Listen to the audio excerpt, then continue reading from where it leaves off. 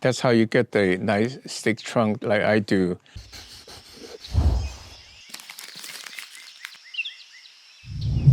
Hi, I'm miltonchang of Bonsaiheirloom. It's a nice, hot, sunny day, and leaves are starting to leave out. It's really beautiful, tender green. And this tree behind me is bloomed beautifully. And as last time, I caught a Proteus family. It's not a Proteus, but it's in the family. It's from Australia, apparently. And you can find little trees in nurseries, 1 or 5 gallon cans. I got it in a 1 gallon can. It's grown that size in about 15 years, so it's nice. Perfect for Mediterranean weather, summer dry, wet winter time, and it blooms in the springtime, so it's nice. So today, the first set of questions are about growing. There are 3, I'll lump them together. It's about growing bonsai from a little seedling. What you can do is you can buy seedlings or start your own seeds. And once they get to a certain small size, you can put them in the ground so that they would grow in size rapidly. And so, for example, if you put a pencil-sized sapling in the ground, in the air could be 3, 4, 5, even 6 feet tall. Like elm tree can be 5 feet tall readily. But it's a stick with very little branching below. So what you do is you can cut it to, let's say, 6, 8, 12 inches, depending on the ultimate size you want it to be, and let it grow out and get bushy, and so that you have room to work with in terms of the lower branches. And when it gets to about the desired size, could be, let's say, a couple inches or that matter, many years, 3, 4 inches. In the meantime, every year you have to kind of cut back the height and the spread to make because the length of the branch determines the thickness of the branch. So you want the bottom one to be, you want the tree to be more pyramidal, so the bottom branches gets thicker. And then when it gets to a certain size, that's close to what you want it to be, then I think it's time to take it out of the ground. And the way, as I suggested, to be on the safe side is to dig around it several times a year, and in a sense, of pieces over time all around, and then take it out of the ground in the springtime or in the fall. And for colder weather, probably springtime is the best. And you put it into a nursery pot so that the fibrous roots will grow. And then you let it grow for a year or 2 while you can now shaping it more like a bonsai tree. And then when it's close to what you wanted, then you put it in a bonsai pot. And then the questions are, can I take it out of the bonsai pot and put it in the ground? If I already put it in a bonsai pot and I like it to be thicker, the answer is obviously yes.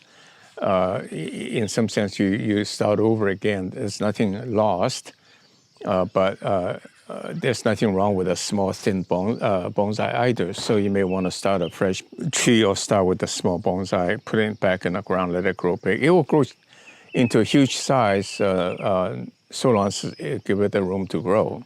That's how you get the nice thick trunk like I do.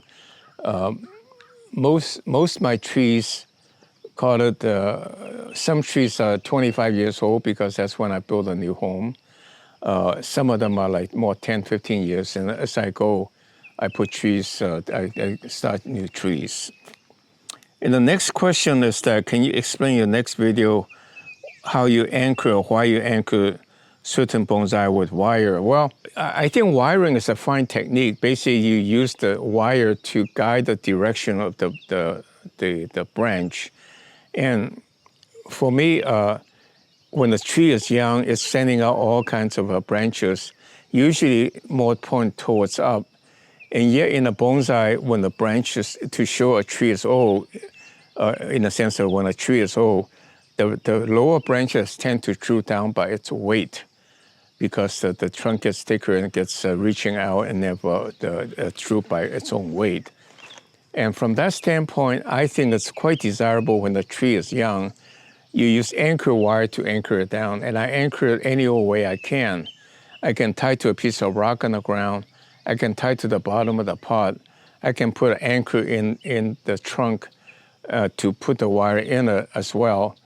And I found electrical wire is really easy, good to use. And if you make it wet, you can put it in the boat and you can pull it and get it to any position you want. So it's really nice because when you wet the plastic coating, it's slippery, so you can pull it to any distance, any length.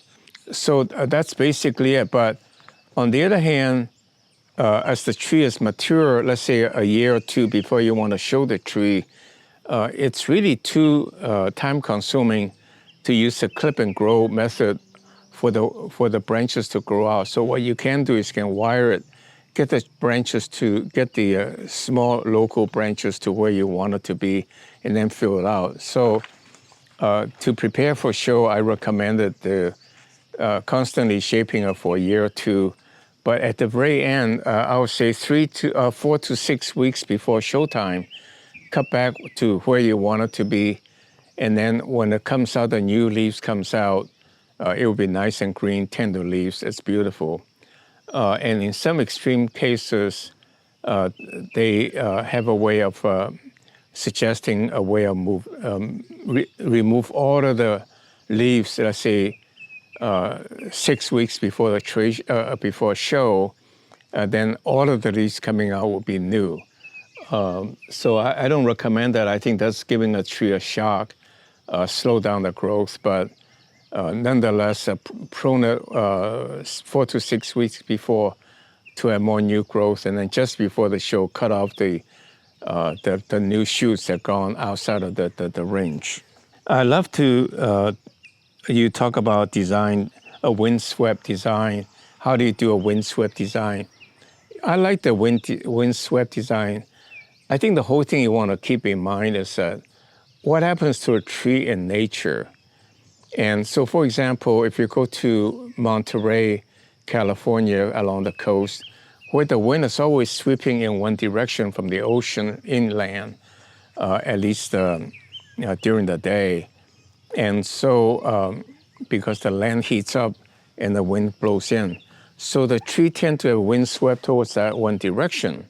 And what you can do is that basically, what you do is you take the tree and you kind of plant it a little bit, at least to the top a little bit, to give the impression the tree is being blown by heavy wind.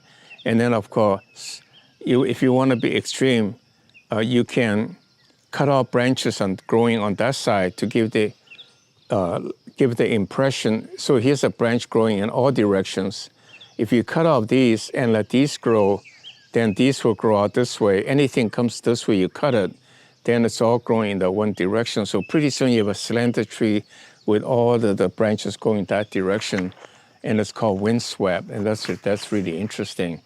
And you can extend the same concept. Like today, I'll do a demonstration later today, a cascade bonsai. And a cascade bonsai is basically a tree on the side of a mountain or a cliff and growing out.